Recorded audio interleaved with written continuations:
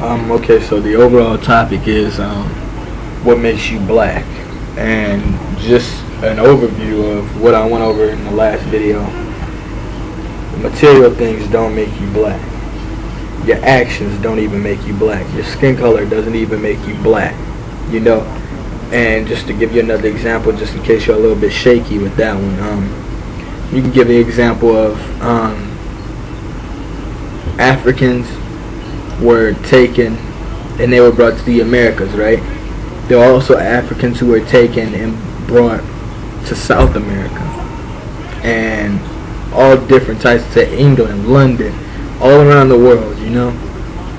And those people consider, for example, I give you Brazilian Africans who branch from Brazil now, they consider themselves Hispanic. And I agree with them. They are Hispanic because they know more of the Hispanic heritage and the Hispanic history, you know. They know more about Spanish history and Spanish heritage than they do about African history. That sort of history that they have might have been lost somewhere, you know. But the fact of the matter is, their stronger suit is Spanish heritage, so that's what they are. And that's what they built their foundation of who they are on. That's what their mindset is, you know. All of this out here holds no substance. Your most valuable possession as a human being is what's up here. How strong your head is, how headstrong you are. And I remember learning about Willie Lynch a long time ago, an English slaveholder who came over to the Americas to basically give a speech to American slaveholders because they were having problems with their slaves. He said the main reason why they had problems with their slaves is because their slaves still had minds. They were still headstrong, you know. Even though they were brought over from Africa and were beaten and stripped of their identities, they were still headstrong. They still knew who they were on the inside. They had that African base, that foundation, you know. And basically what he said was to take the mind and keep the body. And once you take the mind of a human being, then they're almost like any other animal running around. They're like the roach running around outside, or it doesn't matter, zebra running around, you know. They don't know what they are really, you know. They don't know who they are. They don't have a conscience anymore. They don't have a foundation for anything. So then they're just tools, almost, you could say. And I think that in most of today, you have people who are still stripped of their identity, you know, who still don't know who they are as a black person, or as a black man, or as a black woman.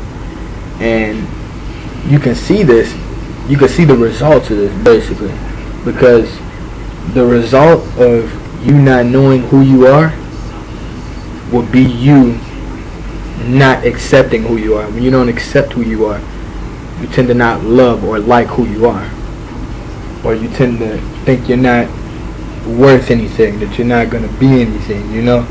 And you can say that half of these black dudes out here, black women, are real, or they have so much confidence in their game, they got so much swag, you know what I'm saying? But ask yourself the question, how many of them said at some point in their life, I ain't gonna never be shit, you know, I'm never gonna be nothing, I don't like my hair, I don't like something about me, you know. It's because they don't know who they are. They don't understand the true value of this skin color, or of where they come from, you know.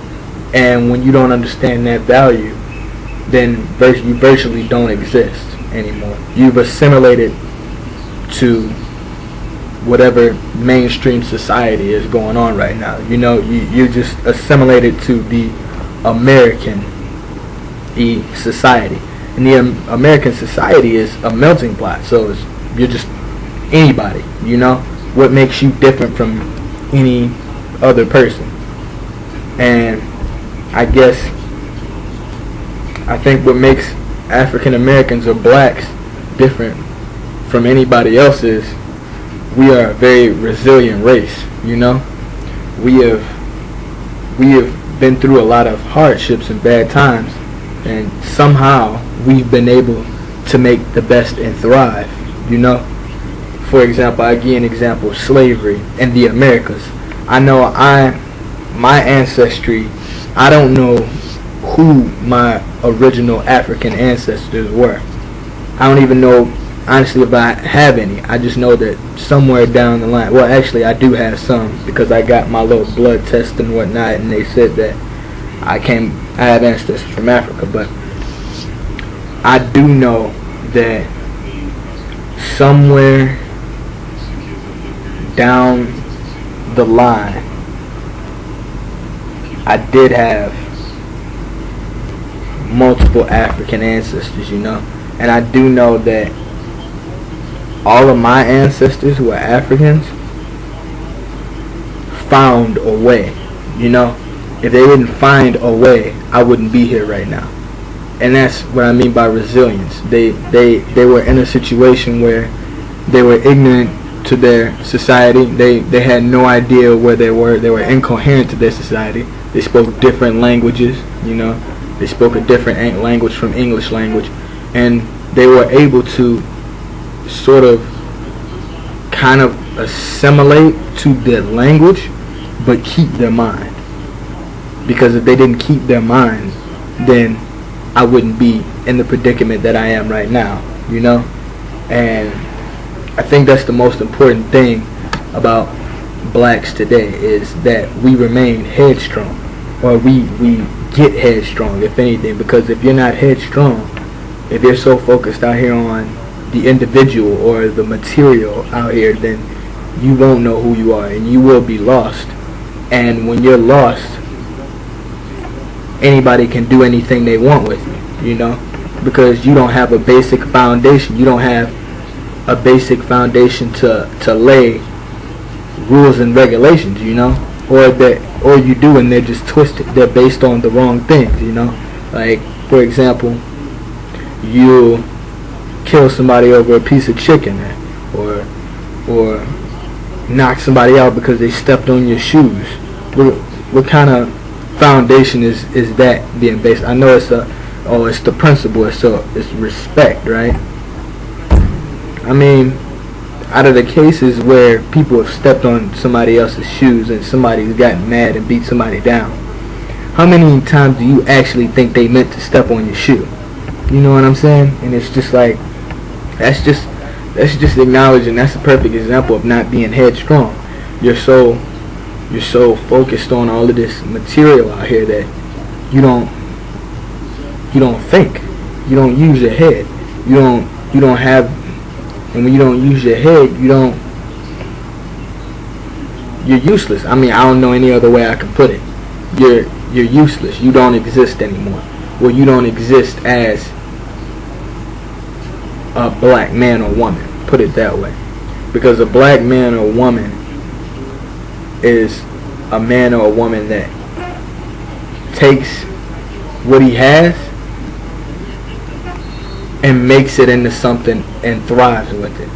That's what we've been able to do throughout these whole 300 years. I know my ancestors of, like, the American black man, that's what we've been able to do. We were Africans. Our ancestors were taken from Africa, brought here, and somehow found a way to, through like blues and all of this different stuff, they were able to create their own, you know. They were able to create their own and thrive in it, and then make America what it is today. Even though they were beat and psychologically brainwashed, you know. Even with all of this, you still have like fruits that have been barren, or I don't know how to say it. We still have like fruits of our ancestors. Like we have been able to all these rap stars out here, you know, they didn't go to school, you know, they didn't live your average life, you know. They found a way. As stupid as you want to say, like as stupid as the things that they talk about, and as stupid as those things are, and as negative and condescending as those things are, that's the way that they found to live life, to live the kind of life that they wanted to live, you know. They took this rap music, which is founded on by mainly African tribes and stuff like that, founded in Africa, or African Americans, and they used it to make themselves the biggest names in entertainment today. Kanye West, Lil Wayne, even Gucci Mane, you know. As ignorant as this dude is, he's making a lot of money right now, and it's just simply because he found a way out of no way. Because I honestly don't think Gucci Mane got past the 6th grade. So if he didn't get past the 6th grade, there's no way in this world he could get a job that will pay him the money that he's making right now. So he had no way. What do? He found that way in rap music. And that's what African Americans do. We are a resilient race. We tend to, once again, like I keep saying, we tend to take what we have, find something, find a certain way, and then punch a hole through it, make that hole bigger, and then we thrive. We all just go through that one little hole. Now you have millions of black people who want to be rappers, who want to be basketball players. At least 90% of the NBA is black now. 90% of the NFL is black, you know? And I mean, that's all I gotta say about the matter.